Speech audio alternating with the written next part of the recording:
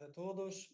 É com gosto que me encontro neste seminário e que tenho a possibilidade e a honra de apresentar os intervenientes, começando pelo professor Roberto Regoli, padre da Diocese de Roma, licenciado em Filosofia e Teologia pela Pontifícia Università Gregoriana, onde se especializou em História da Igreja, tendo defendido em 2005 a sua tese doutoral sobre o cardeal Ercole Consalvi, secretário de Estado do Papa Pius XII.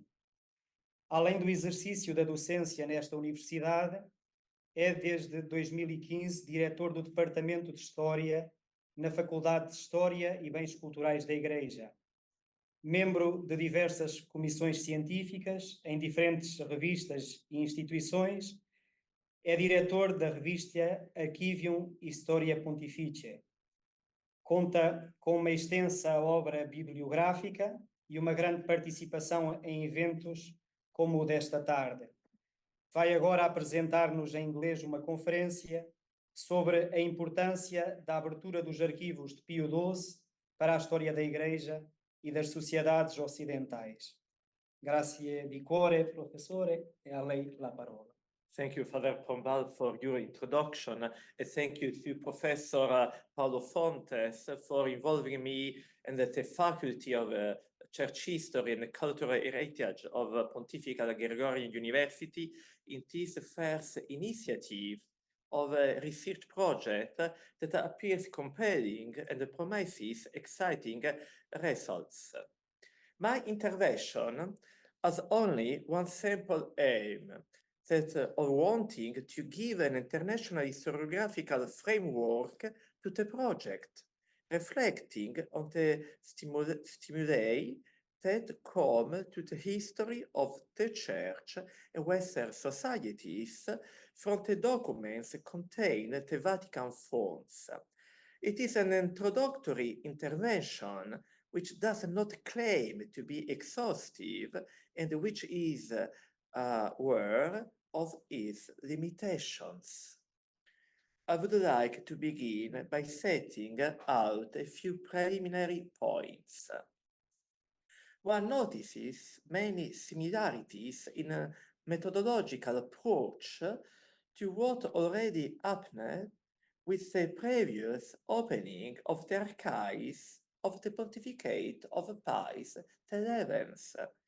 Even then, the role of the nuncio and the then Secretary of State, Eugenio Pacelli, was at the center of the studies. Those studies constituted and are still constituting keys to the pontificate of Pius XII, as they allow us to better reflect on the elements of continuity and discontinuity between the two pontificates in a very pertinent way due to the fact that Pacelli had been the Secretary of State of the pontificate of Pius XI. On the other hand, there had already been those at the beginning of the 21st century who spoke of a substantial continuity between the two pontificates. From historiographical reconstructions on the eve of the opening of the archives, it can be said that the pontificate of Pius XII has been characterized by three main strands of research, around which the debate and historiographical controversy, which has gone beyond the sources, have been mainly constituted the theme of sciences, theological vision, and international political attitudes that were first anti-communist and then North Atlantist. The first area that immediately provoked lively debates is that concerning the attitude of Pius XII and his Curia towards the Jewish question. This strand of studies on the relationship between Catholicism and the Shoah still occupies a predominant role even in the new research initiative since March 2020, partly because it lends itself rather well to a binary and a conflictual communication, very congenial to the more widespread style of communication of the third decade of the 21st century. There has, in fact, been no shortage of historiographical controversy of the new discoveries resulting from the analysis of Pius XII's archives. The question at stake for the different authors is about what the Pope actually knew about the Holocaust and the reasons for his acting in one direction rather than another. Not only of the Pope, but also of the Curia and the Catholicism as well. The question is about the mentality of Catholics. The widespread reproposition of the questions of Pius XII's sciences appears leads to polarizations that have no reason to exist in themselves. That is, other alignment are reproposed despite the wealth of documentation. The issue is not the documents. By now, access to the archives itself is of little interest to those involved in the public debate, as the most recent historical production itself prefers to linger on the public discourse of the papacy and not so much on the behind-the-scenes dynamics. The issue at stake is not archives, but more than that, as Gabriele Rigano has currently pointed out. I quote, "At stake is probably the confrontation of Western culture with the aberrations that sprung from its bosom in the 20th century, the totalitarianism and anti-Semitism that led to the Shoah through a tragic heterogenesis of ends declined in an unforeseen dialectic of alignment. Totalitarianism and anti-Semitism represent some of the fruits of modernity, not all is the derailment of the prevalence of anti-modern forces.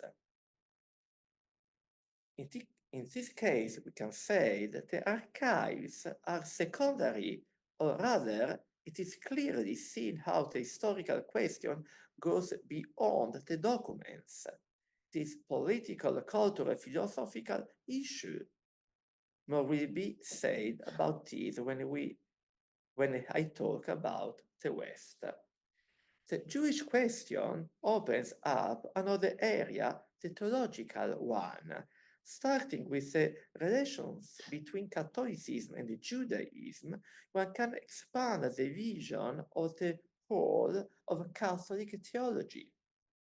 There is a sense that this is a theologically relevant pontificate, addressing the challenges of its time. A theological historiographical path has yet to find an adequate space for reflection, but there has been no lack of publications on Pius XII's magisterial contribution, from encyclicals to liturgical issues, from architecture to music, spirituality, and the politics of holiness. There has been no lack of publications aimed at giving the overall elements of Pius XII's thought and work, albeit in a rather summary manner. the creation of a reproposition of the strong ideas of Catholicism should be studied not only from an anti-communist perspective, but also to understand its relationship with capitalism, consumerism, markets, politics, other Christian denominations, other religions. New acquisitions in this regard concern Latin America. At the level of reflection of diplomatic historiography, it should be noted that in all the new and old international protagonism of the Holy See, coordinated action with the US appears to be increasingly decisive, either through collaborations with American representatives in the pontifical diplomatic ranks, especially in countries under Moscow's influence, or in the deployment of broader geopolitical plans, as in the East, within which they find themselves in need of collaboration. The new research concerns bilateral relations, Europe or the broad West, but also secondary other continents, mostly in a logic of colonization and decolonization, thus still remaining Europe the heart of historiographic research, because ultimately it is the distance or proximity to European logics that determine the interest of the study. Because of international political changes, ensemble considerations are about areas hitherto not considered as a whole, such as Mediterranean, as well as about individual part of it, such as Algeria or Israel. On the decolonization side, more research is being done internationally. The theme that is emerging in relation to the great continent of Africa is that of the Africanization of the local church, that is, the change of leadership from European missionaries to local clergy, sometimes not without problems and tensions. It is not only a change of men, but also of visions, projects, and actions with a local church that goes beyond the missionary clergy in an increasingly close link with Rome. Another area of study that had greatly developed thanks to the most up-to-date research relating to the pontificate of Pius XI was that relating to the central government of the Church. For the pontificate of Pius XII in these early years, the issue is not yet well thematized, although the first publications of sources related to the day-to-day government of the Secretariat of State, such as Giovanni Battista Montini's audience sheets with the Pope for the years 1945 to 54. For the study of this pontificate, the current historiography is affected by the interest and the sensitivities of the broader general historiography, which poses new questions to the history of Catholicism and even Christianity, at least not addressed to previous pontificates, as we take on board the cultural changes that emerged and even exploded after the end of World War II. One thinks glaringly of the studies of democratic process, the role of women, movements related to human rights, the conception of the body, also about sports, and etc. New archival research is pursuing sides of reflection on the historical intersections of the period between religious and humanitarianism. Another new terrain of research is that relating to migrants studied as a whole and as also in their specifics, such as Catholic refugees of Jewish origin, in a permanent tension between global and individual, between great history and personal dramas, which touch on identity, which in the specific case of non-Aryan Catholics, in the races of the construction of a categories which appear rigid, fictive, half religious and half racial. In the latter case, the novelty of the migration study takes a classic theme of the 20th century and religious history, which is that of the Jewish question in the time of Nazism. Another important area of study concerns the West. In the aftermath of World War II, an idea of the West as a space of common core values was shaped, fueling an imaginary that also grew stronger in opposition to the East in the decades of the Cold War. On the other hand, there is a West only if there is an East.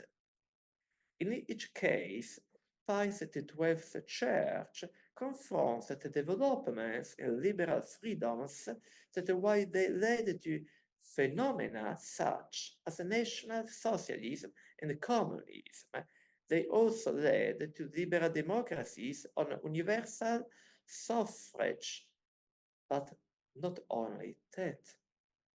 Other systems persist in those years, such as the Franco or Salazarian systems, which rejected some political outcomes of the new Western world. And still colonial systems persist and maintain and repropose systems of inequality among peoples.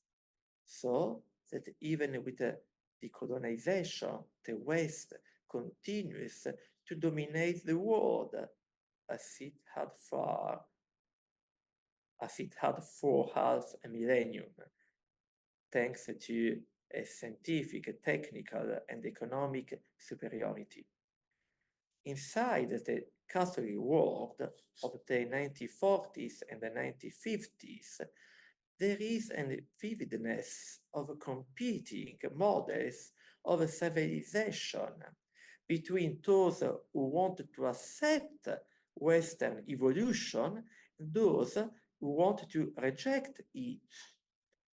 If on the one hand, in Catholic reflection, the fulfillment of the Western cultural process is in Christian humanism, structured according to a personalist vision, on the other hand, there is a critique towards the dominant democratic system with the Iberian political regimes, which will later evolve in the same direction anyway, and with the new Latin American political systems, such as Peronism, or with the neo-Bolivarian trend of continental integration. A unique model of the political West is not assert. There is a significant dialectic between different ideas and models of the West, in Europe as in the Americas. While with a clear conscience, Pius XII supports the democratic system, Christmas 1944 radio message. At the same time, he also supports expectations within the same West, as are the Portuguese and the Spanish cases, with the stipulation of a concordats in 1940 and 1953. There remains a misunderstanding of other models, such as the Peronist. As can be understood, we are in an open era where, despite the emergence of the usual stagnant polarizations, research is really moving forward, giving an overview of the pontificate in a balanced and calm manner. The future of confrontation concerns post-1945 periods and issues.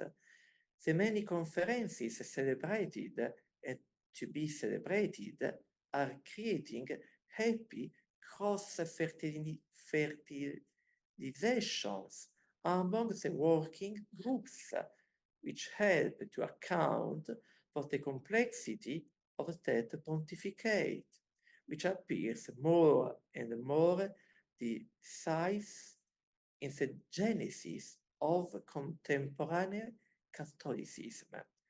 And it seems really important that in this broad context of research, there is a structured and decisive insertion of Portuguese historiography, whose perspectives implemented the research and the future research we want to hear right away.